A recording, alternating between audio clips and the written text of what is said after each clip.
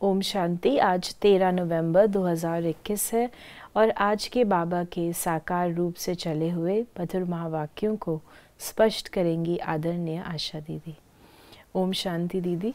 ओम शांति। बाबा ने कहा, मीठे बच्चे, मैं तुम बच्चों के लिए हथेली पर बहिश्त लाया हूँ। तुम मुझे याद करो तो स्वर्ग की बादशाही मिल जाएगी। बाबा ने ये जो कहा, हथेली पर बहिश्त लाया हूँ, तिरी पर बहिश्त, अब ये एक मुहावरा है जिसका भावार्थ ये है कि तुम्हारे लिए स्वर्ग की बादशाही मैं बहुत सहज रूप से तुम्हें देने के लिए आया हूँ। तिरी पर बहिश्त अर्थात हाथ पर स्वर्ग की बादशाही, ये मैं आया। तो सहज तरीका, सहज विधि, उससे तुम स्वर्ग के मालिक बनते हो। ये मैं सौगात तुम बच्चों के लिए लाता हूँ। प्रश्न है, बेहद की खुशी किन बच्चों को निरंतर रह सकती है? जिन्होंने बेहद का संन्यास किया है और संग तोड़ एक संग जोड़ा है, वही निरंतर खुशी में रह सकते हैं। और दूसरा बाबा ने कहा, जो फॉलो फादर करते हैं, जिन्हें सर्विस का शौक है, उनकी खुशी कभी गायब हो नहीं सकती। बेहद की खुशी के लिए एक तो श्रीमत का पालन, फॉलो फादर करना, पढ़ाई पर अटेंशन देना, तो नेचुरल खुशी हो। गीत है, छोड़ भी दे आकाश सिंहासन। मीठे मीठे रूहानी बच्चों ने गीत सुना। ये किसने कहा? बाप ने बच्चों को कहा कि गीत सुना। जब अति दुख होता है तब बुलाते हैं। बच्चे जानते हैं कि बाप ही सुख धाम व पावन दुनिया रचते हैं अथवा भगवान भगवती का राज्य स्थापन करते हैं। भगवान और भगवती जैसे स्वर्ग के मालिक ठहरे। ये शब्द हमको अंडरस्टैंड करना है, भगवान भगवती, कि ये शिव बाबा के लिए नहीं कहा गया यहाँ पे। जैसे भगवान के बच्चे मास्टर भगवान हैं, तो उस हिसाब से ये कहा गया है। श्री लक्ष्मी श्री नारायण के लिए उपयोग किया गया है भगवान भगवती। बाबा ने कहा कि उनकी राजधानी में कभी कोई उपद्रव नहीं होता, वो बड़े धनवान थे। बाप बच्चों को वर्षा ही ऐसा देते हैं तो कितनी खुशी में रहना चाहिए, परंतु नंबरवार पुरुषार्थ अनुसार तो है ही। फिर बाबा ने कहा, कोई कोई तो पूरा ज्ञान न उठाने के कारण न वहाँ की खुशी में रहते हैं और न यहाँ की खुशी में रहते हैं। उनको कहते हैं दोनों जहाँ से गए, क्योंकि बाप से वर्षा लेते लेते गिर पड़ते हैं। बाबा कहते हैं कि जब पूरा निश्चय नहीं होता है तो आधा पुरानी दुनिया के बन के रहना, आधा ब्राह्मण बन के रहना, वो चल नहीं पाता है। वो द्वंद्व सदा बना रहता है। तो जैसे दो नाव में किसी के पाँव हों तो क्या हाल होगा, तो वो खुशी कैसे रहेगी, और ही दुख का, दर्द का अनुभव होगा, क्योंकि समझ आ रहा है लेकिन वो फॉलो नहीं कर पा रहे धारणा में। ये भी है, निश्चय नहीं होता है। मान लीजिए मुझे निश्चय नहीं है, तो निश्चय नहीं, तो जो मैं अभी तक करती आई थी वो तो मैं करूँगी ना, वो तो करूँगी। तो दोनों तरफ से कहते हैं ना, यहाँ से खुशी मिलती है पूरी, ना वहाँ से मिलती है। बाबा ने कहा, जो अच्छी तरह से श्रीमत पर चलते हैं उनको फॉलो फादर करना चाहिए। जैसे ये ब्रह्मा बच्चा अच्छी तरह चल रहा है, लौकिक बच्चे राय पर नहीं चले तो कहा तुम अपनी राह ले लो। रावण की मत पर चलने वाले और राम की मत पर चलने वाले इकट्ठा नहीं रह सकते। हो ही नहीं सकता। दुनिया ही न्यारी हो जाती है, थिंकिंग न्यारी हो जाती है, उनकी सृष्टि न्यारी है। राम और रावण दोनों विपरीत है ना, जैसे दिन और रात इकट्ठे नहीं रह सकते, ऐसे ही देवता असुर भी इकट्ठे नहीं रह सकते, और ऐसे यही राम और रावण इकट्ठे नहीं रह सकते। बाबा ने कहा कि तुम बच्चे समझते हो कि भारत में ही आदि सनातन देवी देवता धर्म था। वो 84 जन्म ले पतित बने हैं, तब पुकारते हैं हे पतित पावन आओ। अभी तुम बच्चे समझते हो कि बाकी थोड़े रोज हैं। दैवी राजधानी स्थापन करने में टाइम तो लगता है। ये है गुप्त, इसमें लड़ाई की बात नहीं।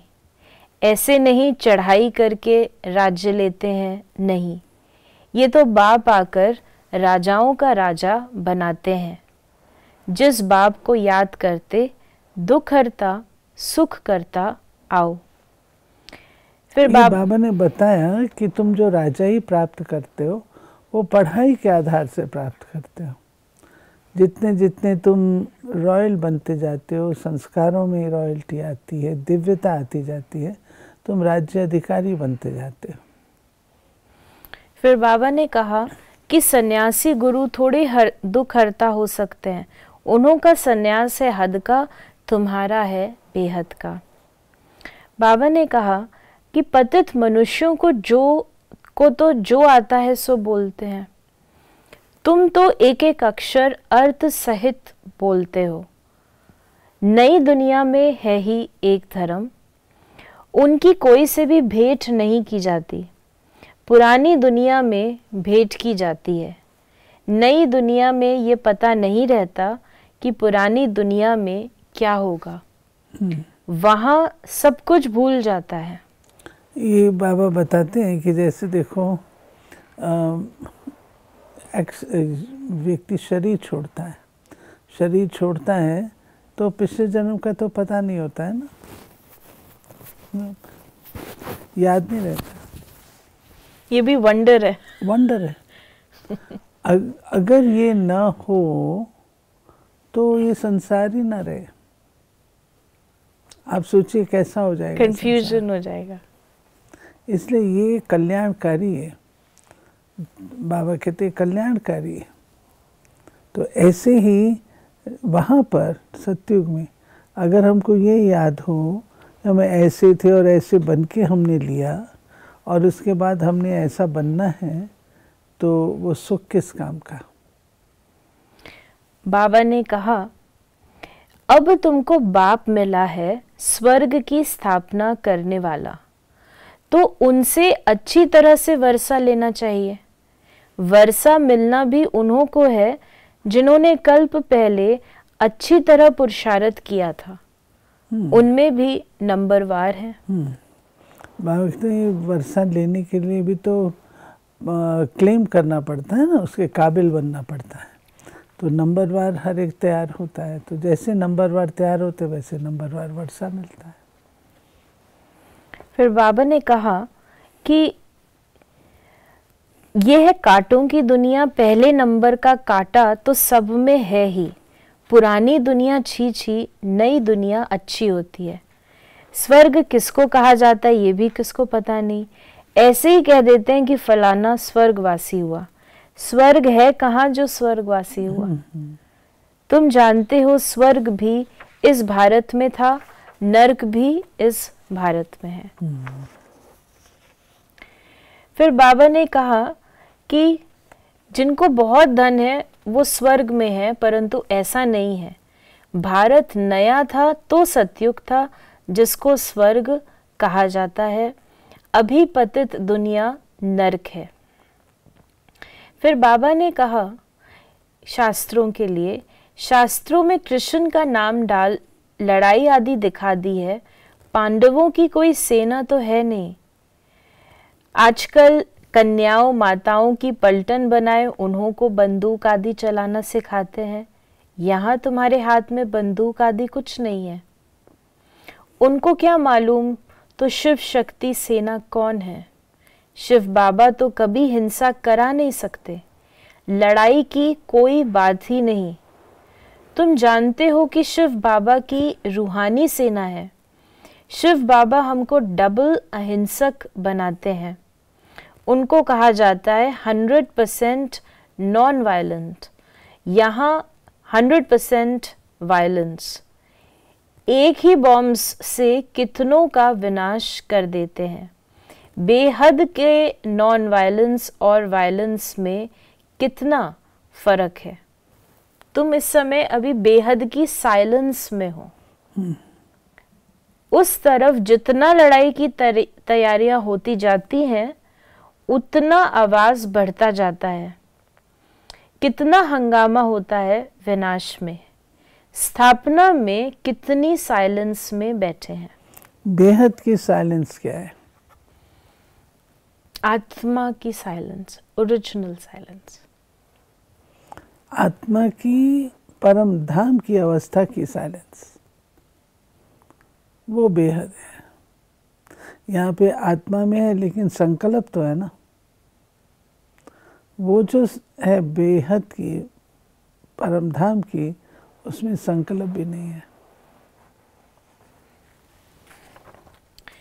फिर बाबा ने कहा कि बाप से योग बल द्वारा वर्षा पा रहे हो। बाप अल्फ को याद करने से स्वर्ग की बादशाही मिलती है। कितना सहज है। बाप कितना मोस्ट बिलवड है। कितना दूर देश से आते हैं। जैसे विलायत से किसका बाप आता है तो बच्चे खुश होते हैं। बाबा हमारे लिए विलायत से अच्छी अच्छी सौगात लाएंगे। ये बेहद का बाप तो एक ही बार आता है। कौन सी सौगात लेकर आते हैं? कहते हैं तेरी पर बहिश्त, मैं तुम्हारे लिए हथेली पर बहिश्त ले आया हूँ। जैसे कहते हैं हनुमान संजीवनी बूटी का पहाड़ ले आया। अब पहाड़ तो कोई उठा नहीं सकता, वैसे ही बाप कहते हैं मैं हथेली पर बहिश्त ले आया हूँ। अब बहिश्त कोई हथेली पर थोड़े उठता है। ये तो समझ की बात है। बच्चे तो जानते हैं बाबा हमारे लिए नंबर 1 सौगात लाए हैं। बाप कहते हैं मैं आया हूं तुमको। ये जो बात बाबा कह रहे हैं ना सौगात की, ये बाबा कहते हैं देखो जैसे छोटे बच्चे होते हैं, उनके पिता विदेश से लौटते हैं या बाहर से लौटते हैं तो बच्चों के अंदर एक उत्कंठा होती है कि पिताजी हमारे लिए क्या लेकर के आए। ऐसे हमारा बाबा हमको 5000 साल के बाद मिलता है। तो बाबा कहते हैं बच्चों के लिए मैं ये, बच्चों को तो नहीं पता कि वो क्या लेके, क्योंकि हम तो अज्ञानवश हो गए, लेकिन बाबा को तो हम बच्चों का पता है। तो बाबा कहते हैं मैं तुम बच्चों के लिए तेरी पर बहिश्त स्वर्ग की सौगात लेके आता हूँ। बाप कहते मैं आया हूँ तुमको पावन दुनिया का मालिक बनाने, तो पावन बनना पड़े। ये राजयोग है ना। फिर बाबा ने कहा तुम्हारे पास प्रदर्शनी में जो नामी ग्रामी आते हैं, जो मानते हैं कि बरोबर गीता का भगवान श्री कृष्ण नहीं है, शिव है, तो उनसे लिखवा लेना है। बड़े आदमियों की ही बात को सुनेंगे, गरीब की तो कोई सुनते नहीं। इसलिए प्रदर्शनी में कोशिश कर ये लिखवा लो, गीता का भगवान एक ही है, वो सबका बाप है। बड़े आदमियों की बात जो है वो सुनी जाती है। मैंने सवेरे भी बताया था कि जैसे अपने यहाँ कृष्णायर जी आए, तो कृष्णायर जी के आने के बाद जैसे VIP कृष्णायर जी गए, कृष्णायर जी जाते हैं। कृष्णायर जी रेगुलर स्टूडेंट ने अपनी जजमेंट्स में भी लिखा ब्रह्मा कुमारीज की राजयोगा मेडिटेशन के बारे में। तो वो प्रभाव बहुत बहुत बहुत सेवा की उन्होंने। ऐसे कोई आते हैं विशेष आत्माएं, तो बाबा कहते हैं वो सेवा तो बहुत करते हैं, क्योंकि बड़ा माइक है, जो अन्य है वो उनसे सीखते हैं। बाबा ने कहा कि अब बाप कहते हैं तुम राम राज्य लो, 5 विकार का दान दो, ग्रहण छूट जाए। बाप आकर समझाते हैं ये 5 विकारों का ग्रहण सारी दुनिया पर लगा हुआ है, बिल्कुल ही काले हो जाते हैं। तुम बच्चों को तो अताह खुशी होनी चाहिए, बाकी थोड़े रोज हैं। फिर बाबा ने कहा, तुम अभी क्रिएटर, डायरेक्टर, मुख्य एक्टर्स, ड्रामा के आदि अंत को जानते हो और कोई नहीं जानते। तुम्हारी बाबा ने ड्रामा के बारे में जो बात कही है कि तुम इसके आदि मध्य अंत को भी जानते हो, इसके क्रिएटर, डायरेक्टर, मुख्य एक्टर को भी जानते हो, अब तुम ये भी जानते हो कि जाके अब थोड़े रोज़ शेष हैं, अब हमको वापस जाना है, ड्रामा एंड हो रहा है। ये सारी नॉलेज मैं आकर के तुम बच्चों को देता हूँ। तुम्हारे पास तो ये नहीं थी, अब तुम आकर के बिल्कुल एंड में पहुँचे हो। अब ड्रामा के सीन चेंज होने वाले हैं, तुम्हारा रोल चेंज होने वाला है, जिसके लिए तुमको नई एक्टिंग सीखनी है। अभी बाबा ने कहा, ज्ञान तो एक बाप ही सुनाते हैं जो ज्ञान का सागर है। अब भक्ति खत्म हो, ज्ञान जिंदाबाद हो रहा है। पुरानी दुनिया का विनाश सामने खड़ा है, नथिंग न्यू। हमारी प्रीत है बाप से, हम और संग तोड़ एक संग जोड़ते हैं। बाप कहते हैं, अपने को आत्मा समझ, मेरे साथ योग लगाओ। इसको ही भारत का प्राचीन योग कहा जाता है, जो बाप ही सिखलाते हैं। फिर बाबा ने आज हम बच्चों को वरदान दिया, मर जीवे जन्म की स्मृति द्वारा कर्म बंधन को संबंध में परिवर्तन करने वाले परोपकारी भव। लौकिक कर्म बंधन का संबंध अब मरजीवे जन्म के कारण श्रीमत के आधार पर सेवा के संबंध का आधार है। कर्म बंधन नहीं, सेवा का संबंध है। सेवा के संबंध में वैरायटी प्रकार की आत्माओं का ज्ञान धारण कर चलेंगे तो बंधन में तंग नहीं होंगे। लेकिन अति पाप आत्मा, अपकारी आत्मा से भी नफरत व घृणा के बजाय रहम दिल बन तरस की भावना रखते हुए सेवा का संबंध समझकर सेवा करेंगे तो नामी ग्रामी, विश्व कल्याणी व परोपकारी गाए जाएंगे। सेवा का संबंध कर्म बंधन नहीं, हर आत्मा के साथ सेवा का संबंध हो, कर्म बंधन फिनिश होने चाहिए। स्लोगन है, समय व परिस्थिति प्रमाण वैराग्य आया तो ये भी अल्पकाल का वैराग्य है, सदा काल के वैरागी बनो।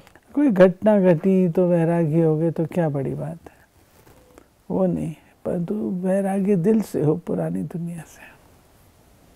तो ये थे बाबा के आज के महावाक्यों का स्पष्टीकरण। यदि आपके मन में कोई भी सवाल है तो आप मैसेज या व्हाट्सएप करें 8826599309 पर। ओम शांति।